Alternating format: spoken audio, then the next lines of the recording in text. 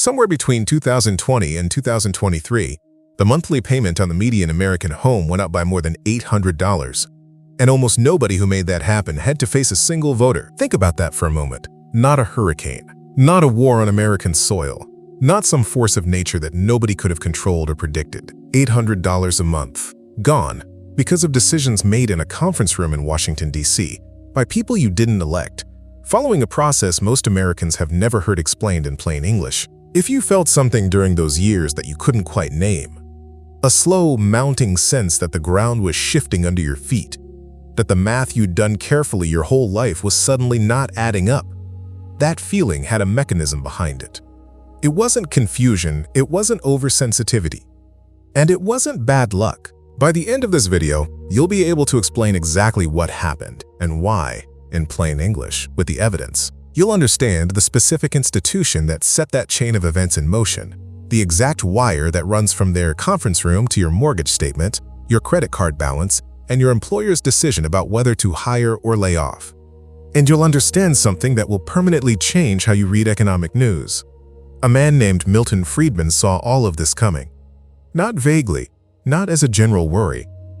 Specifically, with the mechanism named and the outcome predicted, more than 60 years before you felt it. Here's the question that's going to run through everything we're about to cover. Who decided this? And did anyone see it coming? Hold that question, we'll come back to it. Let's start with the institution itself, because most of what people think they know about the Federal Reserve is either incomplete or flatly wrong. The Federal Reserve was created by an act of Congress in 1913. It's often called the Central Bank of the United States, which is accurate, but the word bank creates the wrong picture. You can't walk into the Federal Reserve and open a checking account. It doesn't serve individual Americans directly. What it does is serve the banks that serve you. The Fed's structure is split. There's a board of governors in Washington, appointed by the president and confirmed by the Senate, and there are 12 regional Federal Reserve banks spread across the country. Together, the most important members of this system form what's called the Federal Open Market Committee, the FOMC. 8 times a year, this committee meets and makes the decisions that affect your financial life more directly than almost any piece of legislation Congress will ever pass. They are not elected. Their meetings are not public. And the decision they make, what to set the federal funds rate at, will move through the American economy like a current through a wire, touching everything from the 30-year mortgage on a house in Ohio, to the interest rate on a credit card in Arizona, to the hiring decision at a mid-sized manufacturer in Tennessee. Most people don't know this structure exists, and that's not an accident. It's by design. The Fed's founders believed that monetary policy was too technical, too important, and too easily corrupted by short-term political pressure to be left to elected officials. Whether that was wisdom or a convenient excuse is a question worth sitting with. But before we answer it, we need to understand the instrument. The federal funds rate, that's the number you hear announced on the news after every FOMC meeting, is the interest rate at which banks lend money to each other overnight. It sounds narrow. It sounds like something that only matters to bankers. It is not. Here's the wire. When the Fed raises that rate, borrowing money becomes more expensive for banks. Banks pass that cost along to you. The prime rate goes up. Your credit card's interest rate goes up. The rate a business pays on a line of credit goes up. And, most visibly for most Americans, the 30-year fixed mortgage rate goes up. In January of 2021, that mortgage rate was sitting at about 2.6%. By October of 2023, it had crossed 8%. That's not a small fluctuation. On a $300,000 home, the difference between those two rates is roughly $1,200 a month. Not over the life of the loan. Per month. Every month. For 30 years. That's not a policy adjustment. That's a restructuring of who can and cannot participate in the American dream of homeownership. Now, the Fed will tell you that those rate hikes were necessary, that they were fighting inflation, and that's true as far as it goes. What they're slower to explain is where the inflation came from in the first place, and whether their own earlier decisions had anything to do with it. That's the question nobody asked loudly enough. And it's the question that leads us directly to Milton Friedman, and to a book published more than 60 years ago that reads, today, like it was written about last Tuesday. Here's something that gets the mainstream explanation of the Great Depression exactly backwards. For most of the 20th century, the standard story went like this. In 1929, the free market failed. Capitalism collapsed under its own weight. The government had to step in to save it. That story has been taught in schools, repeated in textbooks, and used to justify the expansion of federal authority over the economy ever since. In 1963, Milton Friedman and his colleague Anna Jacobson Schwartz published a book called A Monetary History of the United States, 1867 to 1960. It ran to nearly 900 pages, and in Chapter 7, the chapter they called The Great Contraction, they dismantled that story with data. What Friedman and Schwartz showed was this. Between 1929 and 1933, the Federal Reserve allowed, and in several important ways actively caused the money supply of the United States to fall by roughly one-third. One-third. In 4 years, when the money supply contracts that sharply, what happens is exactly what you'd expect. Prices fall, credit dries up, banks fail, businesses can't make payroll, workers lose jobs. A recession becomes a depression. Not because the free market caved in on itself, but because the institution responsible for maintaining the money supply made a catastrophic series of decisions and then compounded them instead of reversing them. The free market didn't fail in 1932. The Fed failed. The institution created to stabilize the banking system turned a bad year into a decade of suffering by following the wrong theory at the worst possible moment. Friedman called this what it was. He said it plainly. He documented it with decades of monetary data, and he drew a conclusion that the economics establishment resisted for years. The Great Depression was, at its core, a government failure, specifically, a failure of the central bank. So now here's the secondary loop I opened a moment ago. If the explanation is wrong, if the Depression wasn't proof that capitalism fails, why does almost nobody know that? Why is the original story still what gets taught? Because the wrong explanation is useful to people who benefit from the right one not being widely understood. That's not a conspiracy, that's an incentive. And following the incentives is exactly what Friedman spent his career teaching people to do. Milton Friedman was born in Brooklyn in 1912, the son of immigrants from what is now Ukraine. His family was not wealthy. His father died when he was 15. He worked his way through Rutgers on a scholarship, earned his PhD from Columbia, and spent most of his career at the University of Chicago, which is why the school of economic thought he helped build is called the Chicago School. He's often described as a conservative economist, and in the American political taxonomy of his time, that's roughly accurate. But it misses something important. Friedman was not a defender of the powerful.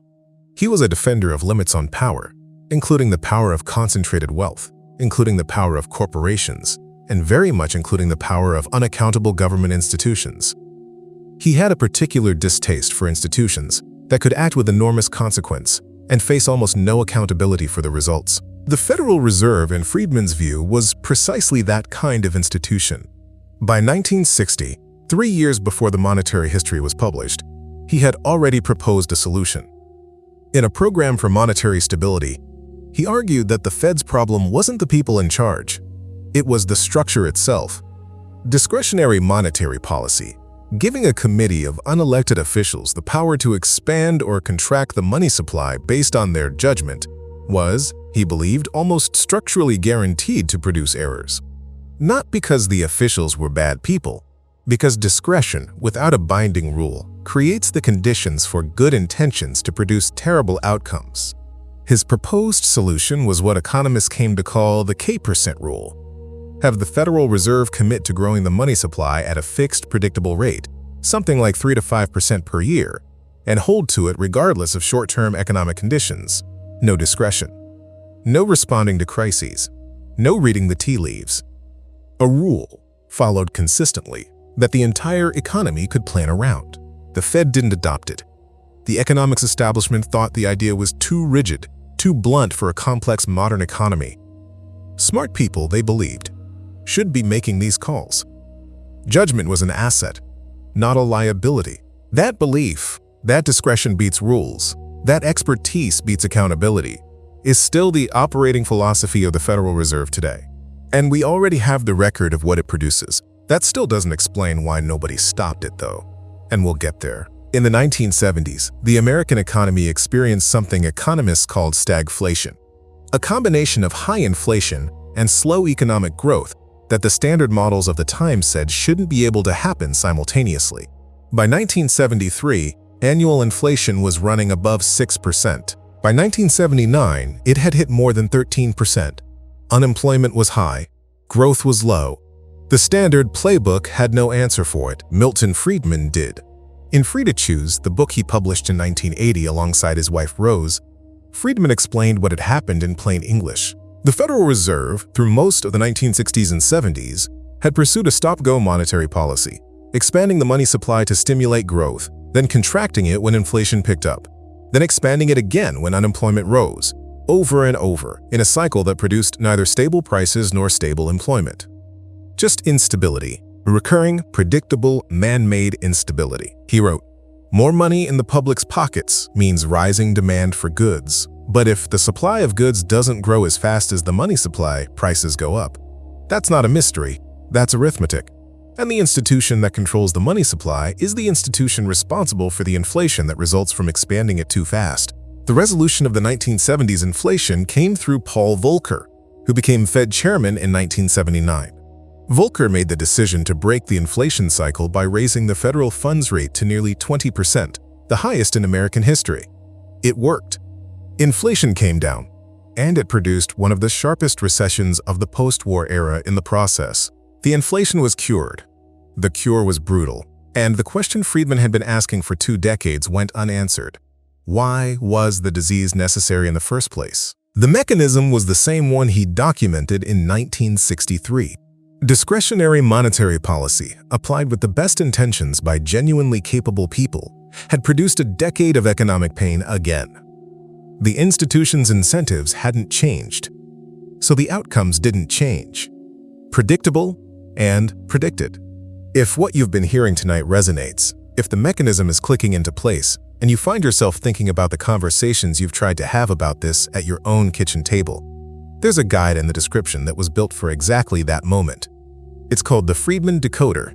30 of Friedman's documented arguments, 1 per page, in plain English with the sources. Ready for any dinner table, any conversation, anytime someone tells you inflation just happens, or the government knows best. The link is in the description and in the pinned comment. It's there for you when you're ready. Now, the 1970s ended. The inflation was beaten. A lot of people decided the lesson had been learned. In 2008, the financial crisis hit. The Fed responded by expanding the money supply aggressively and pushing interest rates to near zero, where they more or less stayed for more than a decade. Then 2020 arrived. A pandemic, a shutdown, a decision by Congress to inject trillions of dollars into the economy. The Fed's response was to expand the money supply at a rate that hadn't been seen since the Second World War. Between February of 2020 and December of 2021, roughly 20 months, the M2 money supply of the United States increased by approximately 40%. 40% in less than 2 years. The Federal Reserve Bank of St. Louis tracks this data in real time. It isn't disputed. The money supply grew by 40%. The supply of goods and services did not grow by 40%. What happens when there's 40% more money chasing roughly the same amount of stuff? By June of 2022, the Consumer Price Index had risen 9.1% over the prior year, the highest rate since 1981, the highest since the tail end of the era that Friedman had already diagnosed and explained. What followed was the same cycle. The Fed tightened. The federal funds rate went from 0.25% in March of 2022 to 5.25% by July of 2023, the fastest rate hike cycle in 40 years. The 30-year mortgage rate, which had been sitting near 3% in early 2021, crossed 7% and kept going, and somewhere in there, the monthly payment on the median American home went up by more than $800. That's not a coincidence. That's not bad luck. That's the mechanism. Running on schedule, producing the same outcome it produced in the 20s, the 70s, and every cycle in between. The institution expanded the money supply when it felt like the economy needed help. The money didn't translate into more goods. It translated into higher prices. The higher prices required a response. The response was rate hikes. The rate hikes hit everyone who needed to borrow money. Home buyers, businesses, credit card holders, anyone whose financial life depended on the cost of credit staying manageable. Now we're at the question I planted at the beginning of this video. Who decided this, and did anyone see it coming? Here is the answer to the second part. In 1970, Milton Friedman delivered a lecture that was published the same year as an occasional paper by the Institute of Economic Affairs in London. The paper was called The Counter-Revolution in Monetary Theory. In it, Friedman stated what has become perhaps his most cited and most important contribution to economic understanding. Inflation is always and everywhere a monetary phenomenon, not a political phenomenon, not a supply chain phenomenon, not a Putin phenomenon, not a greedflation phenomenon, a monetary phenomenon, meaning sustained generalized inflation, the kind that shows up in your grocery bill, your electric bill, your insurance premium, every corner of your financial life at the same time, can only happen when the money supply grows faster than the production of real goods and services.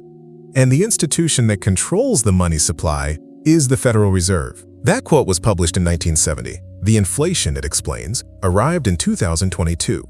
The mechanism it describes was the same one Friedman and Schwartz had documented using data going back to 1867. The 9.1% CPI reading of June 2022 was not a surprise to anyone who had read Friedman carefully. It was not bad luck. It was not unforeseeable.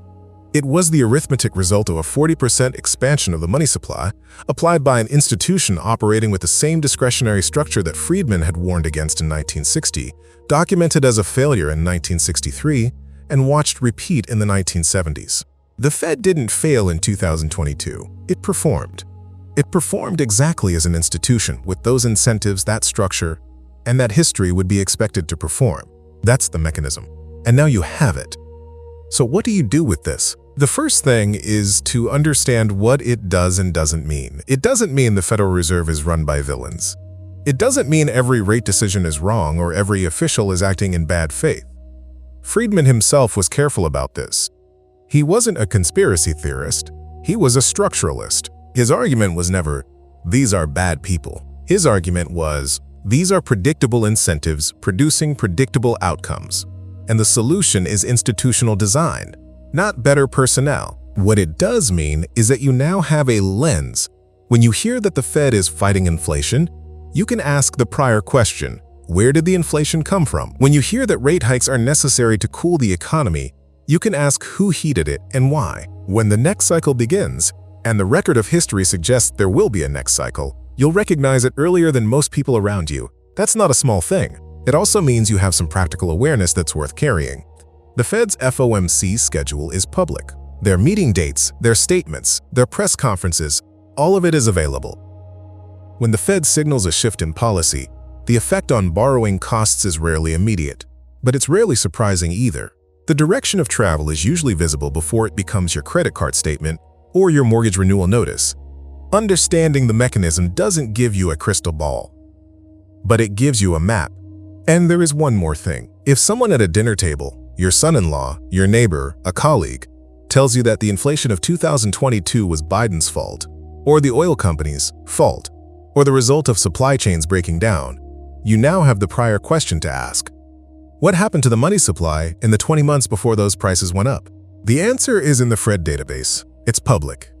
It's one of the most important data points in recent American economic history, and it was Friedman who taught us how to read it. The question that remains, and I don't want to pretend it has an easy answer, isn't whether Friedman was right. The record of history is clear on that. The question is why we keep needing to relearn it. Why every generation the mechanism runs again. Why the institution with the longest track record of producing instability is also the institution least subject to accountability for it. Why the explanation that exonerates the Fed? Inflation is complicated.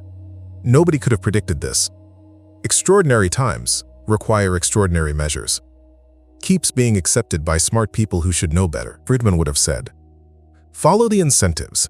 The people who run the Federal Reserve are not rewarded for admitting that the institution's structure is the problem. The economists who advise them are not rewarded for saying that the model failed. The politicians who appointed them are not rewarded for explaining to their constituents that an institution Congress created in 1913 is the primary engine of the economic instability everyone is suffering from. Everyone in that system has an incentive to say it's complicated.